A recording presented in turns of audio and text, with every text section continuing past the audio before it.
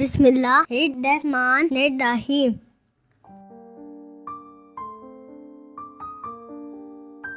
السلام علیکم، کیسے ہیں آپ سب؟ ٹھیک ٹھاک ہیں؟ آپ بور ہو رہے ہیں تو پھر میں آپ کو ایک پوئم سناتا ہوں۔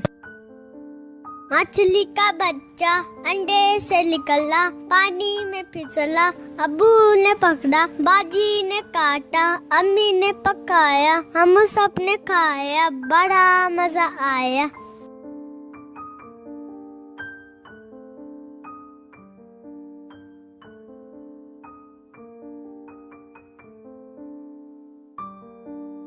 آلو میاں کہاں گئے تھے؟